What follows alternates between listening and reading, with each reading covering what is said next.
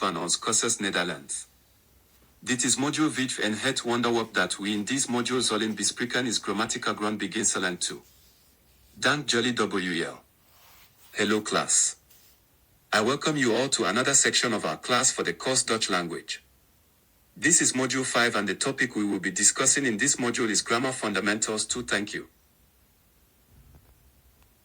Module inhoud. Nederlandse lidwoorden, de, het en grammatical geslacht.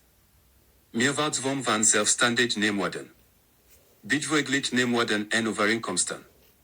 Bezittelijk voornaamwoord. Vragenstellen. Module contents. Dutch articles, de, het and grammatical gender. Plural form of noun. Adjectives and agreements. Possessive pronoun. Asking questions. In leading. Het leren van de Nederlandse grammatica houdt in dat je begrijpt hoe de verschillende elementen van de taal op elkaar inwerken. Een van de belangrijkste fundamenten is het systeem van lidwoorden en grammatical geslacht. In tegenstelling tot het Engels, dat slechts in bepaald lidwoord, dat gebruikt, maakt het Nederlands onderscheid tussen den en het, in washer dat het historisch geslachtssysteem weerspiegelt. Hoe dit onderscheid in eerste instantie willekeurig ligt, speelt het een crucial rol in de vorming van andere aspecten van de taal, waaronder de congruentie van bijvoeglijk naamwoorden, meervoudsvorming, bezittelijk voornaamwoorden en zinsbouw. Door belangrijk patronen te herkennen, zoals veel voorkomende achtervoegsels, regels voor verkleinwoorden en het consistent gebruik van de in meervoudsvormen, kunnen leerlingen geleidelijk en meer zelfvertrouwen opbouwen. Dit overzicht brengt deze essentieel grammatical onderwerpen samen om in duidelijkheid en samenhangende begrip te bieden van hoe het Nederlands in de praktijk werkt. Introduction. Learning Dutch grammar involves understanding how different elements of the language interact, and one of the most important foundations is the system of articles and grammatical gender. Unlike English, which uses only one definite article, the Dutch distinguishes between the and het, a difference that reflects its historical gender system. Although this distinction may initially seem arbitrary, it plays a crucial role in shaping other aspects of the language, including adjective agreement, plural formation, possessive pronouns, and sentence structure. By recognizing key patterns, such as common suffixes, rules for dominatives, and the consistent use of other in plural forms, learners can gradually build confidence. Nederlandse lidwoorden, de, het en grammatical geslacht. Nederlandse zelfstandig naamwoorden hebben in grammatical geslacht, dat het bepaald lidwoord de bepaalt. In tegenstelling tot het Engels, dat slechts in bepaald lidwoord heeft, de, gebruikt het Nederlands twee, de en het.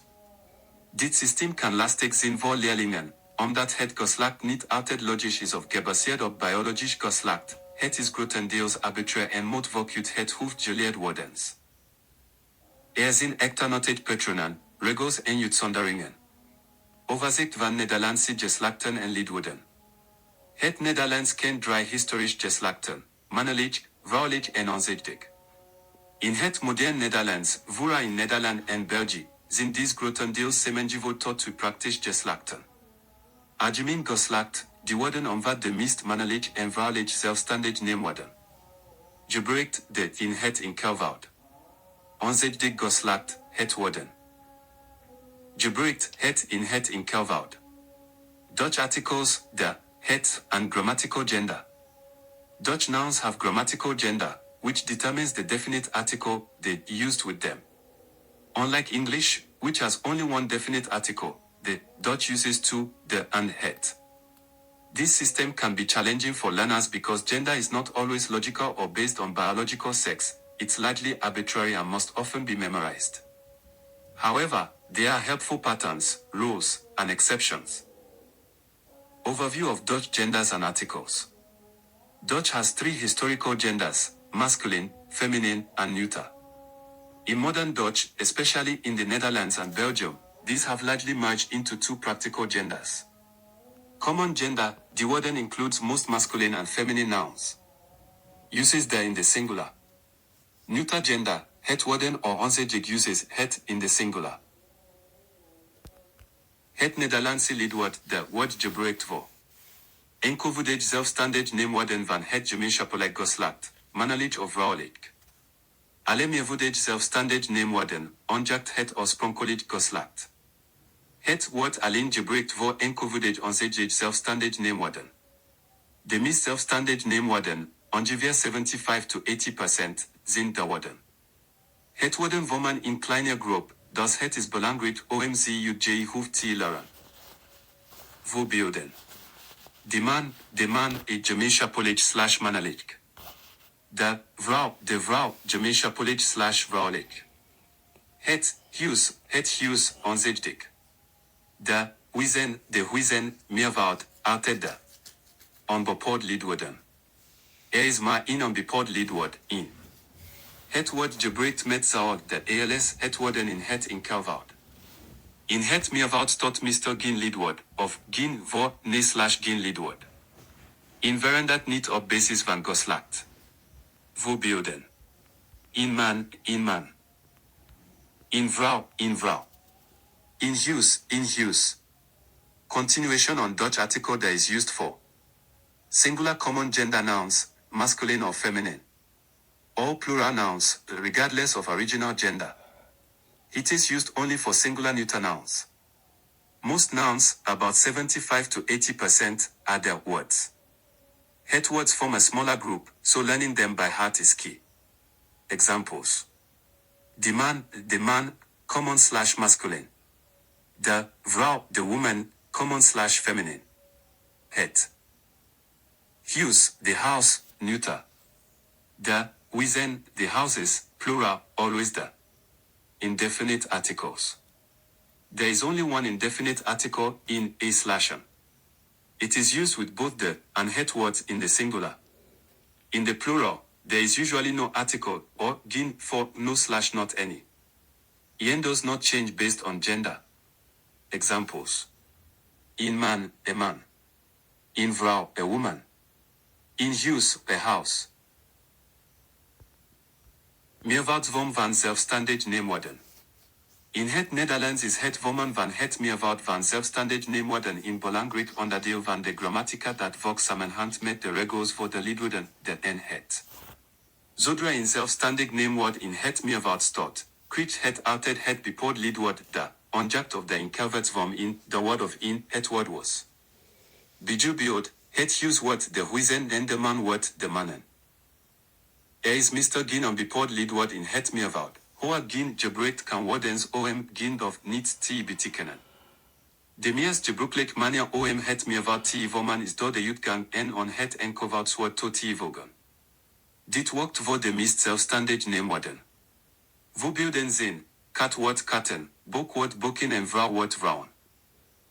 Houd echter rekening mee dat de Nederlandse spellingregels klein wijzigingen kunnen veroorzaken bij het toevoegen van den. Een ander veel voorkomend meervoudsuitgang is s, die voor gebruikelijk is bij woorden die eindigen op een klinker of bepaald achtervoegsels, evenals bij veel leenwoorden en verkleinwoorden in hun meervoudsvorm.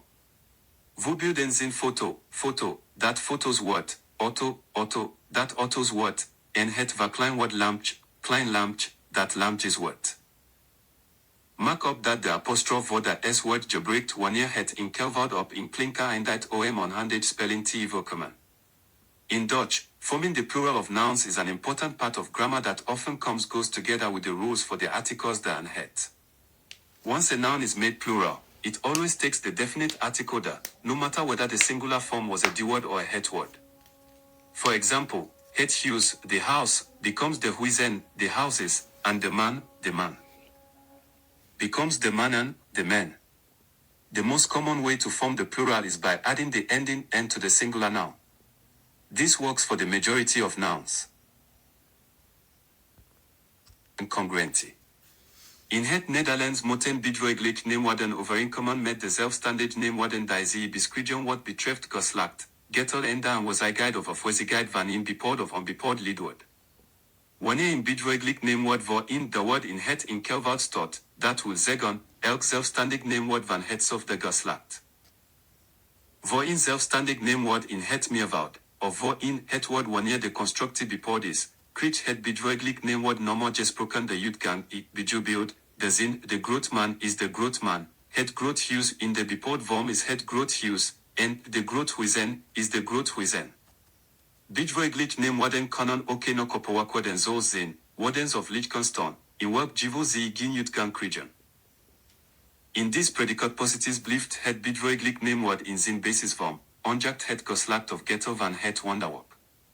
Men zegt bijvoorbeeld, the man is Groot, the man is Groot, het huis is Groot, het huis is Groot, en de huizen zijn Groot, de huizen zijn Groot. In Dutch, adjectives must agree with the nouns they describe in terms of gender, number, and the presence or absence of a definite or indefinite article. When an adjective comes before a D word in the singular, before any plural noun, or before a het word when the construction is definite, the adjective normally receives the ending e.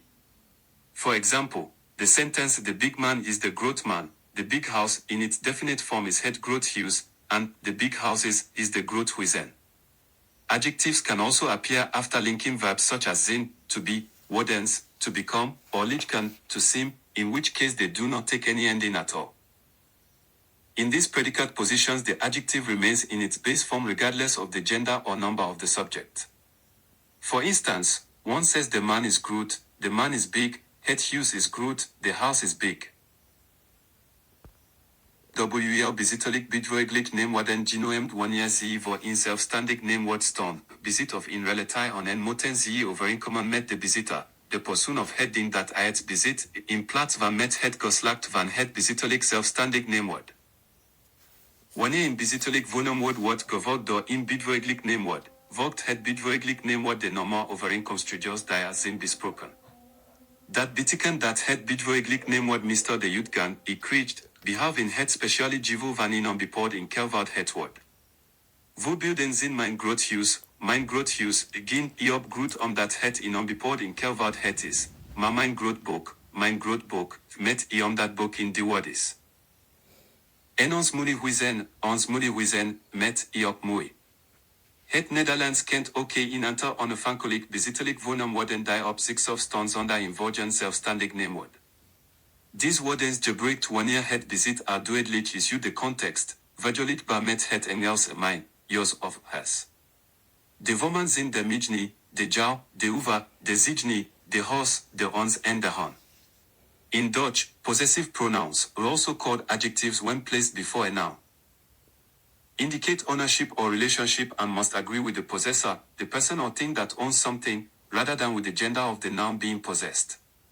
When a possessive is followed by an adjective, the adjective follows the normal agreement rules already discussed. That means the adjective usually takes the ending e, except in the special case of an indefinite singular het word. Dutch also has a set of independent possessive pronouns that stand alone without a following noun. These are used when the owned item is already clear from context, similar to English mine, yours, or hers. The forms are de mijne. Vragenstellen. In het Nederlands worden vragen duidelijk patronen die voortbouwen op de reeds behandeld grammatical onderwerpen, zoals lidwoorden, de en het, meervoudsvormen, congruentief en bijvoeglijk naamwoorden en bezittelijk voornaamwoorden. Bij/nevragens tot het werkwoord aan het begin van de zin, gevolgd door het wonderwerp. Deze omkering creëert de vraagvorm.